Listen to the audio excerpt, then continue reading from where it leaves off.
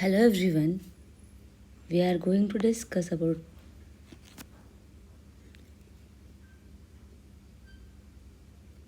one, two, three, start. Hello everyone, we are going to discuss about the topic recurrence relation. The relation between one or more sequence is said to be recurrence relation. Question: use generating function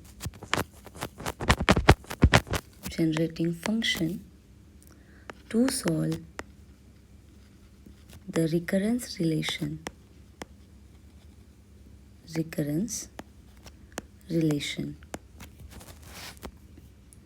First question: an equal to 3an minus 1 plus 2 and given is a not equal to 1. Solution: हमें recurrence relation को solve करना है by using generating function. So first of all, what is generating function? The generating function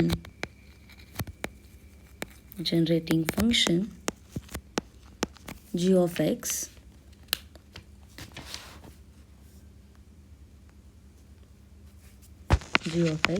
equal to summation n equal to 0 to infinity an x power n equal to a naught plus a1x plus a2x square plus a3x power 3 up to so on for the sequence an sequence के लिए ये generating function होता है.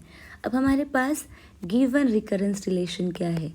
Given recurrence relation equal to 3an minus 1 plus 2. इसे equation number 1 देते हैं. ये हमारा g ऑफ x है जो कि जनरेटिंग फंक्शन है. जनरेटिंग फंक्शन जिसका स्टैंडर्ड फॉर्म हमें पता है वो होता है g of x equal to a not plus a1x plus a2x square plus a3x cube up to so on.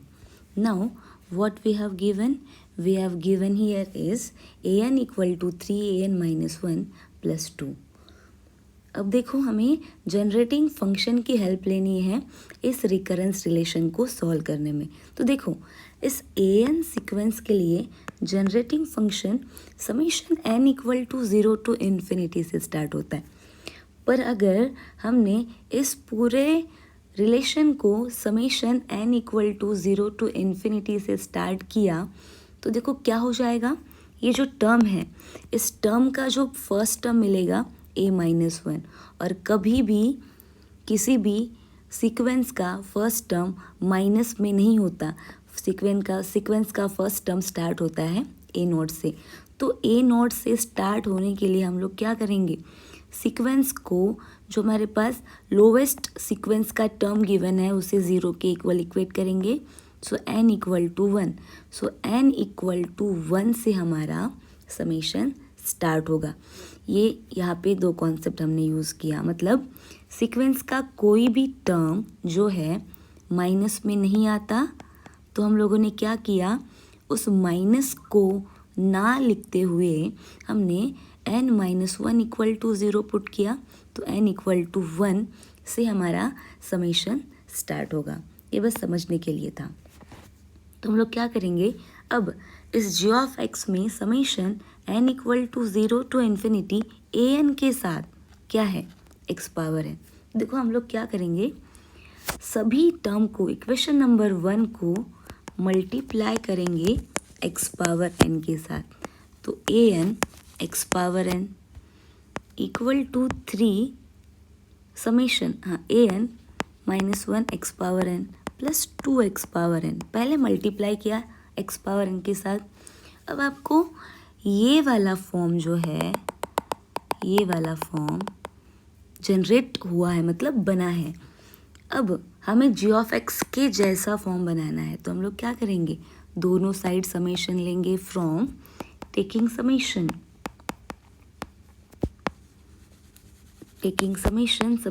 n equal to 1 to infinity on both side. अब आपको समझा होगा कि हमने समेशन n इक्वल टू 1 क्यों लिया। तो देखो क्या बन जाएगा ये, summation n equal to 1 to infinity an x power n equal to summation n equal to 1 to infinity 3 an minus 1 x power n plus summation n equal to 1 to infinity 2x power n।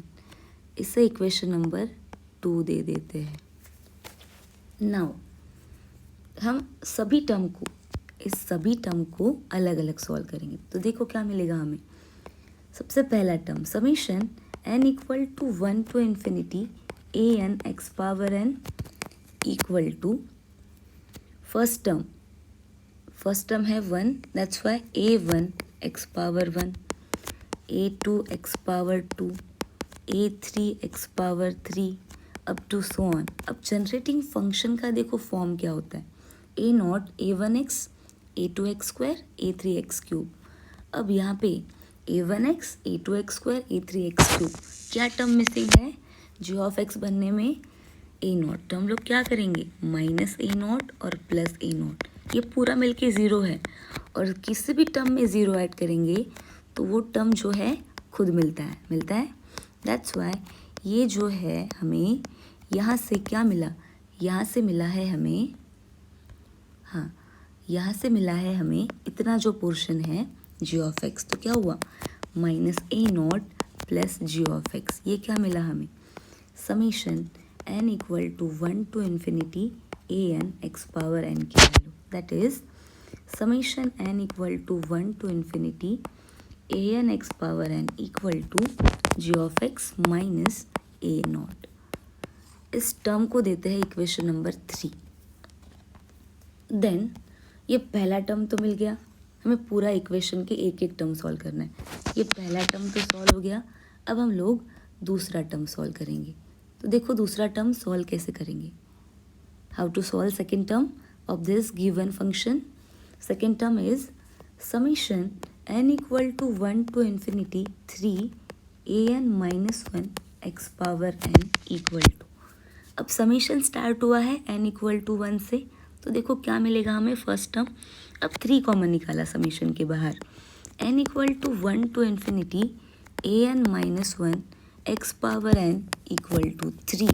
First term मिला हमें a not x power 1, n equal to 1 put किया ना पहला term, plus a1 x power 2 plus a2 x power 3 up to so on. अगर मैंने यहाँ से पूरा x कॉमन निकाला 3x a not plus a1x plus a2x square. अब देखो जनरेटिंग फंक्शन का स्टैंडर्ड फॉर्म क्या होता है, G of X equal to a not plus a1x plus a2x square. क्या मिला हमें यहाँ से हमें मिला है जनरेटिंग फंक्शन, ये जो मिला है ये है जनरेटिंग फंक्शन। तो that's why summation n equal to 1 to infinity 3 an minus 1 x power n equal to 3x g of x.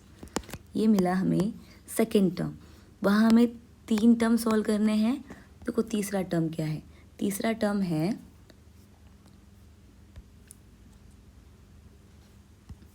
Summation n equal to 1 to infinity 2x power n। Same 2 common निकालेंगे, summation n equal to 1 to infinity x power n। अब मैंने आपको lecture number 4 या 5 में समझाया है generating function के कि what is x power n। ये एक एक्सपांशन है, कैसे देखो, first term x power 1 x power 2 x power 3 n equal to 1 से स्टार्ट हो रहा है, दैट्स वाई। अब पूरे टर्म में मैंने x कॉमन निकाला, तो देखो क्या मिल रहा है हमें 1 plus x square up to so on. ये किसका एक्सपांशन है, ये एक्सपांशन है 1 minus x to the power minus 1 का, ये जो है इसके इक्वल है। That is summation n equal to, अगर 0 टू इन्फिनिटी रहा x पावर n रहा तो इसका answer 1 minus x power minus 1। देखो यहाँ से हमें क्या मिला, यहाँ से हमें मिला है third term summation n equal to 1 to infinity 2x power n equal to 2x 1 minus x की power -1 equal to 2x upon 1 minus x। Equation number इसको देते हैं नाम। कितने इक्वेशन हुए हैं इसके पहले? 4, इसको 5। दैट्स वाई इक्वेशन नंबर 3 जो था 3 इम्प्लाइज फ्रॉम इक्वेशन नंबर, अभी क्या क्या किया है सॉल्व? इक्वेशन नंबर 2 है, फ्रॉम इक्वेशन नंबर 3, 4 एंड 5, 3, 4, 5 से इक्वेशन नंबर 2 क्या था? Equation number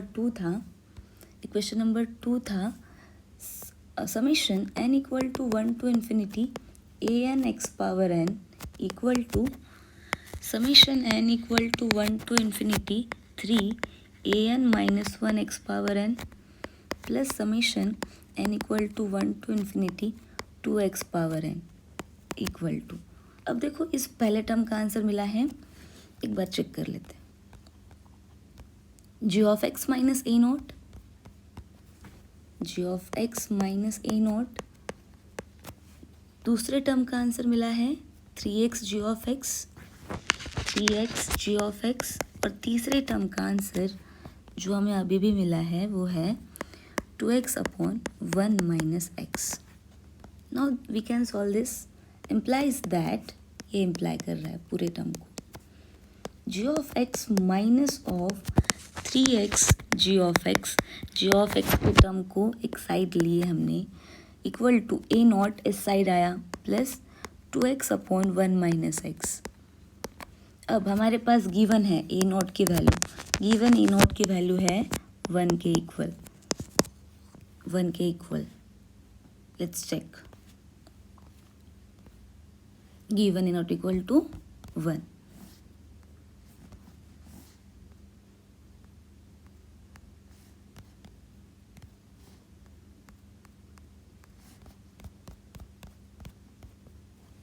Okay.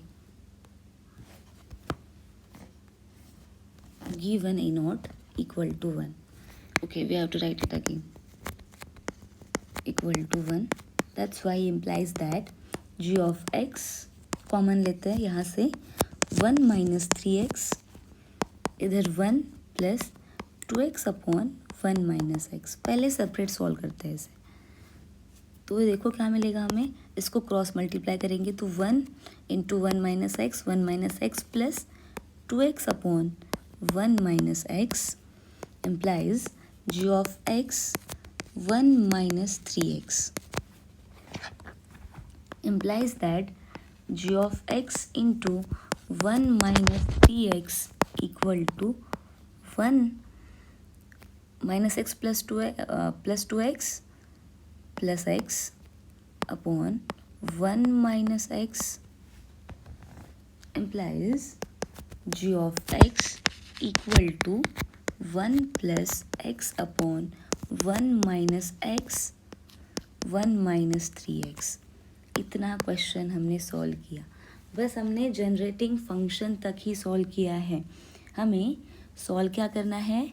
हमें रिकरेंस रिलेशन को in the form of sequence लाना है। तो देखो हम लोग क्या करेंगे, इस टर्म को 1 प्लस x upon 1 minus x into 1 minus 3x को सॉल्व करेंगे by using partial fraction.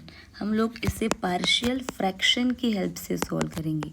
How to solve partial fraction, let's understand. समझते हैं इसे। तो 1 प्लस एक्स ये लीनियर वाला फॉर्म है, मतलब यहाँ पे दोनों टर्म का जो है अलग अलग जो 2 टर्म दिए हैं उसका पावर हाईएस्ट 1 ही है। दैट्स वाई ये सेपरेट होगा।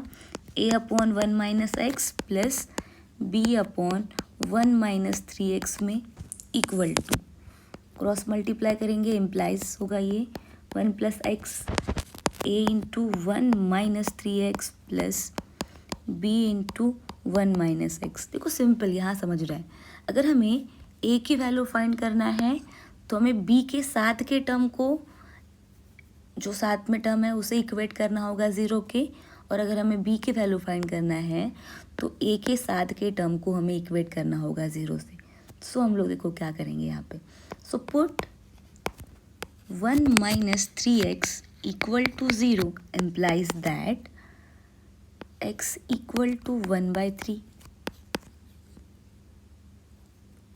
implies 1 plus 1 by 3 equal to a।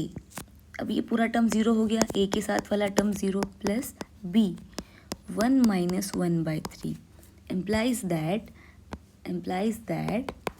3 plus 1 4 by 3 equal to b 3 minus 1 by 2 3 minus 1 3 minus 1 by 2 that is 2 by 3 3 cancel, we will get the value of b equal to 2। यहाँ से हमें b की value 2 मिली।